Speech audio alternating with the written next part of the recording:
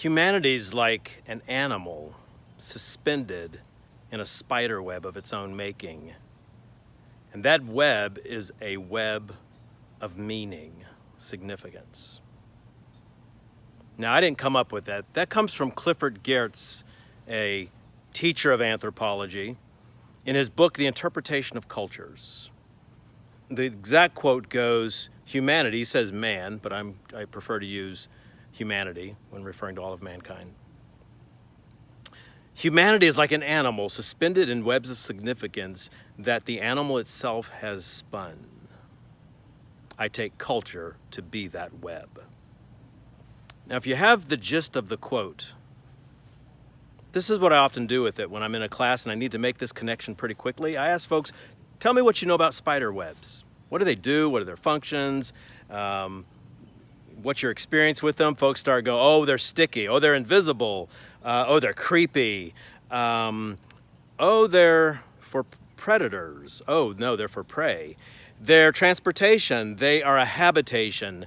I had a fellow in one class, I was doing this, he studied spiders, and he said, you can tell what kind of web it is, what kind of spider it is by virtue of its web. Its patterns signify something of its identity. So it has an aesthetic and an identification quality.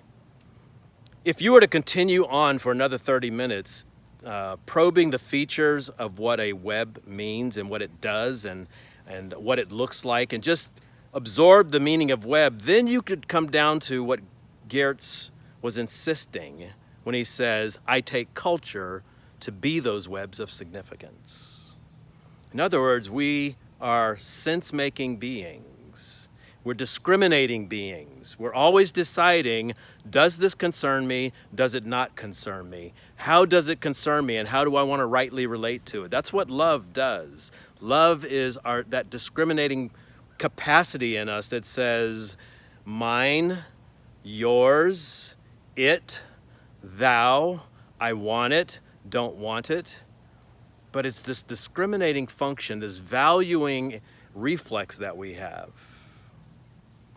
And what we set our affection on, we set our gaze upon, as if we sustain it, becomes love. It will begin to have a fundamentally controlling influence upon us. Okay, well, we talked about that earlier. What's Geertz talking about with this web, and what's Wes talking about by making love a part of it? We shape our worlds. Now, let me bring another quote into play. Michael Gerber, in his book, The E-Myth, said this: your organization is perfectly designed to get the results that it's getting. Think about that. Your organization, the one and the ones that you have been describing to us inside of the VoiceThread jams and the stories that we've been talking through, your organization is perfectly designed to be getting those results. If you're getting great results, if you like the results, if the results meet the standard of what you're after, your culture is perfectly designed to get the results that you're getting. I mean, your organization, to get the results that you're getting. If you don't like the results, or you're surprised by the results, or the results aren't even, your organization is perfectly designed to get the results you're getting. Now, the question for you, and maybe it's a theological one for a lot of people, is what kind of agency do you have to participate in the shaping of culture? Depending on your model of organizational culture and your models of culture, you may find yourself in kind of a paralytic relationship with the organization's culture, with the belief that culture is monolithic. It is what it is, and there's nothing you can do about it.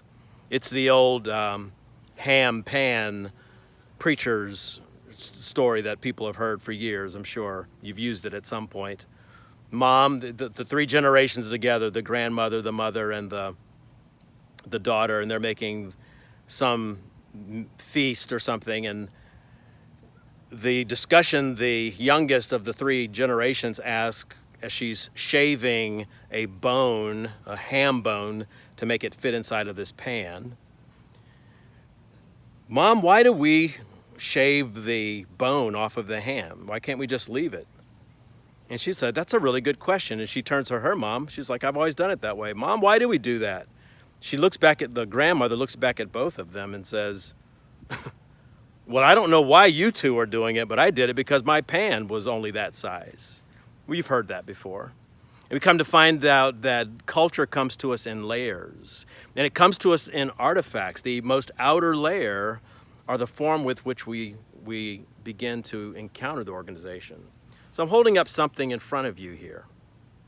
I'll try to hold it close enough that you can get some of its texture and its shape.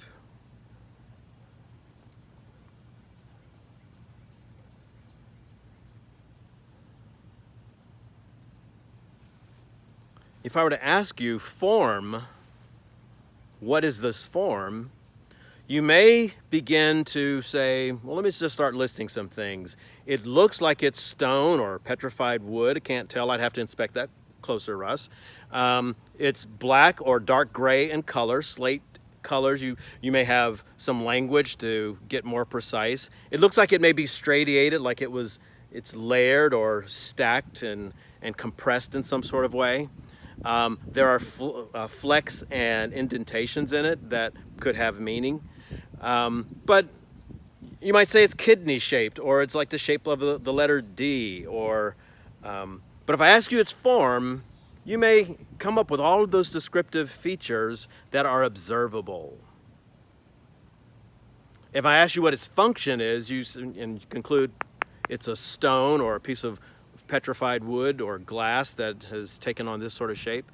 If I ask you, what do you do with it? What's it for? What can you do with it? You might start listing some things. You can say, well, I'd get a few more and I'd set a pot on it and I'd make an oven out of it. Or I would get a bunch of these and I'd lay them inside of a pathway, put some sand in them, and I'd make a walkway with them.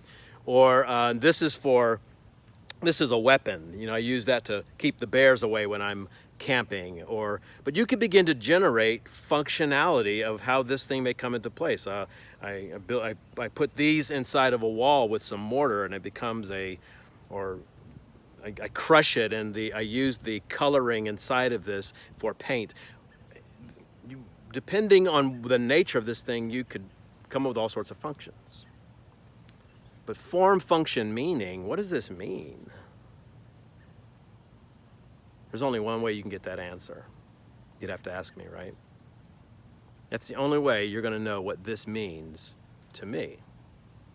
Now, you may have decided, no, it means this. It means something sentimental to him. And you may seek to, but you still won't know that unless you do something that confirms what you've experienced from the outer layer of this, the way it shows up in a situation, which would be a functional layer of this, and then its value in terms of what I, as a discriminating being who may have assigned value, attributed value to this, you're going to have to ask me.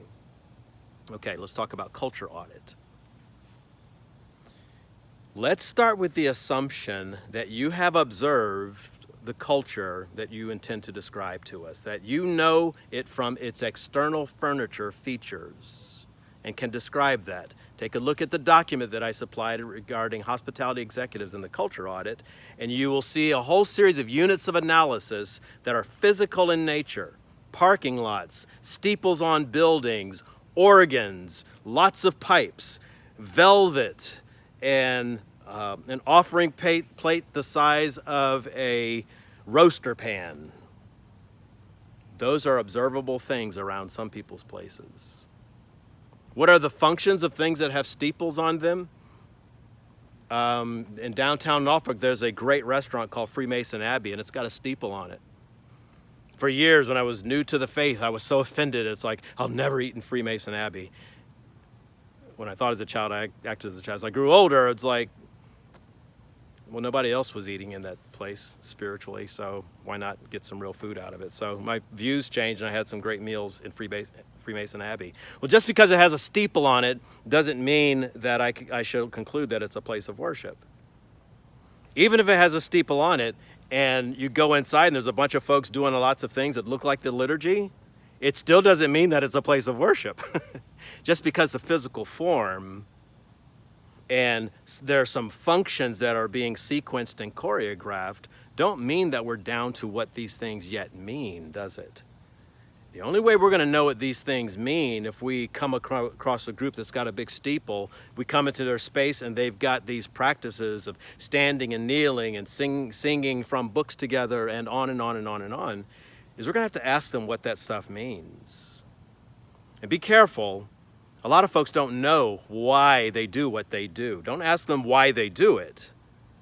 They can't always tell you. Little Lucy in the Chronicles of Narnia meets a fawn, Mr. Tumnus. And as they meet, and just a few feet outside of the wardrobe in the iciness of Narnia, its freshness, she extends her hand to this fawn who's got a package under his arm, is on an errand. And the fawn looks at her, Lucy Pevensey from wardrobe, and asks, "What am I to do with that?" She says, "Well, you shake it. You take it and you shake it," extending a hand of greeting. And he goes, Why? And Lucy says, I don't really know," because she's a child, right? So people don't always know why they do what they do. So as we begin to chain out this data collection process and gather things from folks, just know people may be doing something which has incredible meaning to them, but be unable to articulate the whys behind it. They may not have theological answers for why they come to church or are doing what you think that they're doing. But becoming curious, figuring out how they think about it, what they see from their perspective, what they feel, what they do as it pertains to the community that you're a part of or what you've become curious about, is going to require you to cultivate a questioning frame of mind, a kind of curiosity that is the embodiment of humility.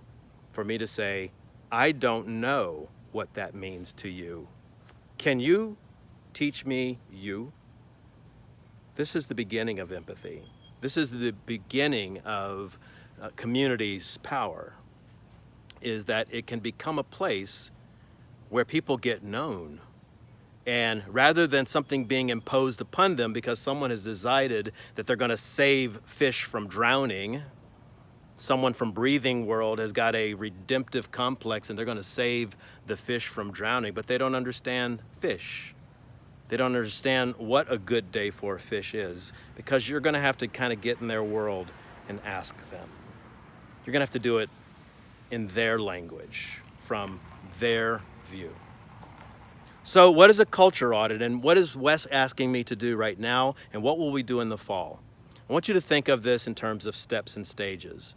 The first task is for you to do an audit as one of the community participants that probably has a fairly distinct role in the community. So that's where the exercise I've supplied for the summer changed things from what had been in last year's syllabus and have pushed that to the fall, since we don't have a Korea trip to have done all these things together with.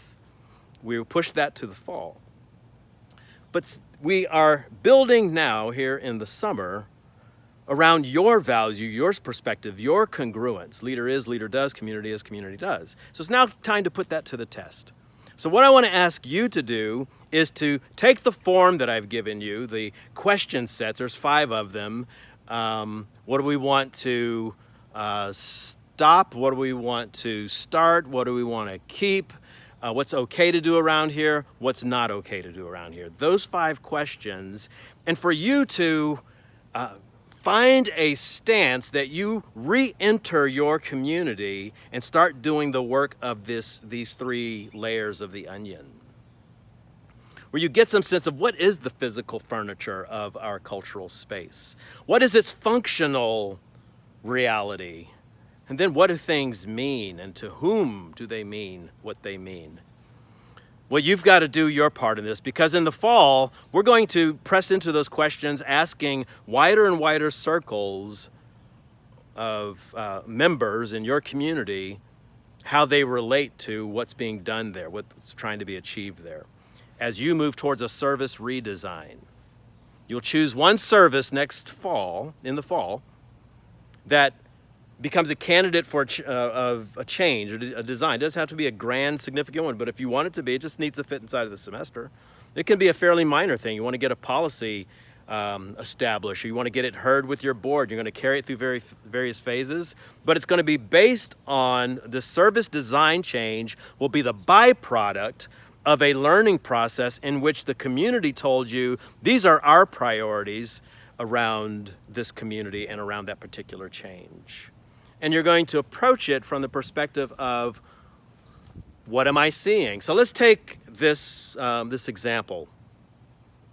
You do a lot of work to bring folks as visitors to your community. And they all come and they have a wonderful time, it seems. They laugh at the right times, they clap at the right times, they stand at the right times, they sit at the right times. Surely they'll be back. But 3 weeks later, you can find hide nor hair of them. You've got like a revolving door of all this effort to get folks through the door, but you don't keep them, you don't assimilate them. And that's become a puzzle to you. That's become a kind of phenomenon. It's like, how could you give so much effort and it not yield much retention and fruit? What are we doing wrong? And so all of these theories get spun, and people get their anxieties kicked in, and you got to do your Edwin Friedman stuff on the community. So we get real problems around our places, right? And I'm wanting you to choose one of those areas that you think could be improved upon by some prophetic imagination or some apostolic reimagination, some sentness, love. So you pick a candidate. You say, we're going to redo the kids' place around here. We're going to make sure that when parents check in kids, they know that we're COVID smart. They know that we've considered all the political positions and that we have found a way to navigate these things and build community through them. It's signaling the message that we do safety here all times. It's one of our values. And we work that value out through the following postures. We ask our team to do these things. We work these things out through the following practices. Our teams do these things on a regular basis around this issue. And the following projects. We've purchased one of these. It will do this to the air conditioning system. Sorry, I've had some things come on my screen here while filming. This is my third attempt at this with technology making this difficult. So let me see if I can get this finished up. But you organize your search in such a way that you begin to observe what is going on around this place. But I say you go first, and it's important for you to have gone through at least this much of it, because when you begin facilitating answers from folks, you're going to have to awaken them to a questioning frame of mind, becoming observers, and inviting more and more people into concentric circles of invitation, of feedback, so that when it's time to do the design work, you've got the confidence of what a community would say to you around what's important to them. So that's all we're asking you to do, is get confident around this whole thing with the self-audit, so that you can facilitate and you know what you're looking for and can become a facilitator of the data collection that's coming in the fall. In the fall, our work will shift to more of a community-based thing. It'll have 3 steps to it. You will do another culture mapping, but this will be a more simple one, just kind of 4 categories that you'll ask your community to give you feedback in. You may do this through interviews, you may do focus groups, you might do a survey, but you'll collect it from 4 units of analysis. The next project you'll do will be called empathy mapping. That is and I've supplied these documents down below, that is the document where you fill in these 4 spaces which ask the question, what is my client, my customer, my member, what are they experiencing from the position of their hearing, their seeing, their thinking, and their doing? These are all at the observable level, not your interpretation of what you think they think, or what you think they're saying, or what you think they know, or what you think you do, but what you're being on the scene, observing them, asking them, interviewing them, letting them give you a chance to explain what it's like to be them or to experience the place from their point of view, the things that they think ought to start and stop and keep, what's okay to do, what's not okay to do. You want to get them talking about this in a place that explains their point of view as the spider making the web, how they contribute to the web, what it means to them. So before you go changing designs around there, be careful to find out what you're changing. I believe it's Psalm 11, I believe it is. It says, if the foundations be destroyed, what will the righteous do? The foundations. It's talking about if you move the milestones on a road or between a piece of property that says this is apples and this is pine trees on this side. If you move these things around, then people won't know where the standard is anymore. Well, if you start moving the organ around or start moving the American flag that's been in that church's on that church's stage since those veterans of 1945 placed it there as a sacred shrine. If you don't know what all that stuff means and you just start tweaking and tinkering and messing with it, you may find yourself violating something that's called the social contract. So you're going to see a document down inside of our course space and some media around the social contract. You may find that you're experiencing a kind of blindness, and this is where I evoke Barry Oshry in terms of tops, middles, bottoms, and clients, and the various blindness and the blind dance between them. So we'll get Barry Oshry part 2 on the big system.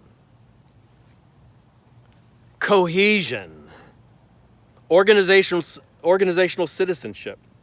These are some of the themes I want to introduce to you as we begin thinking through the transition from